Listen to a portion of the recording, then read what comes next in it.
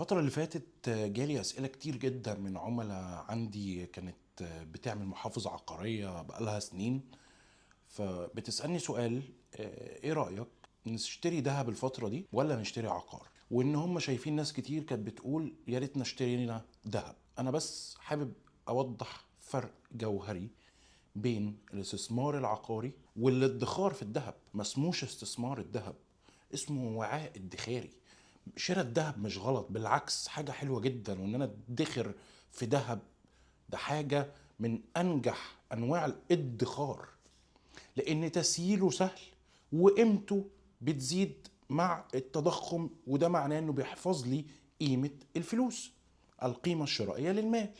فهو حافظ جيد جدا للقيمة الشرائية، ولكنه ليس استثمار. ما ينفعش اقول عليه استثمار. اللي بيستثمر في الذهب تاجر الذهب، ده بيستثمر، ده عارف يستثمر فيه. لكن انا واحد هنزل اشتري سبيكة ايا كان، او عدد جرامات ايا كان عددهم، اسمه ادخار. حافظ للقيمة الشرائية، وهفضل اقولها هو حافظ جيد للقيمة الشرائية، ولكنه ليس استثمار. ليه بقى العقار اسمه استثمار عقاري؟ لانه في حاجتين مهمين جدا: حافظ للقيمة الشرائية، والعقار بيجيب فلوس. ينفع النهارده اشتري شقه امتلكها، قيمتها بتزيد، واشطبها وافرشها واجرها، او حتى من غير ما افرشها يعني. ينفع، ده ينفع. فاذا انا ما زلت املك هذا العقار، وفلوسه عماله بتزيد او قيمته عماله بتزيد، وفي نفس الوقت بيعمل لي دخل اضافي، وبيدخل لي دخل ثابت بصفه دوريه. عشان كده اسمه استثمار. ولو حبيت ابيعه، طبعا بيعه مش بالسهولة الذهب، ولكن بيتباع. وهنا هرجع للنقطة اللي كنت اتكلمت عليها في فيديو قبل كده: المستشار العقاري بيقدر يوجهني ان اشتري صح.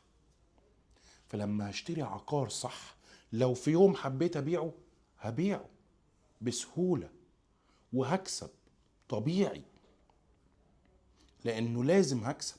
وقلتها برضو قبل كده: الاستثمار العقاري طويل الاجل. ما ينفعش تقول لي انا مشتري كمان من سنه فاتت وعايز ابيع النهارده واكسب. ما ينفعش، مش موجود، عمره ما كان موجود في قاموس الاستثمار العقاري البيع في مدد القصيره دي وان انا اكسب. ما ينفعش. فبالتالي المقارنه لازم ابل تو ابل. ذهب وعقار ما ينفعوش يتحطوا في مقارنه. اذا عشان نلخص الموضوع: الذهب وعاء ادخاري جيد جدا جدا جدا، حافظ للقيمة الشرائية جيد جدا جدا جدا. وعلى فكرة برضو الذهب برضو طويل الأجل. ما كناش بنسمع عن ان الذهب بيكسب في مدد قليلة دي زمان. كان برضو لازم يقعد سنين عشان يكسب، وكان مكاسبه على فكرة ضئيلة، بس عشان في ظروف سياسية. والذهب من الحاجات اللي السياسه بتتدخل في تسعيره بصوره قويه جدا على فكره. صوره قويه جدا. يعني احنا تسعير الذهب في مصر قايم على احداث سياسيه بتحصل بره مصر اصلا. غير العقار، غير العقار السياسه ما بتتدخلش قوي في تسعير العقار. العقار سوق محلي، التحكم فيه هنا. لكن الذهب لا، الذهب سوق عالمي.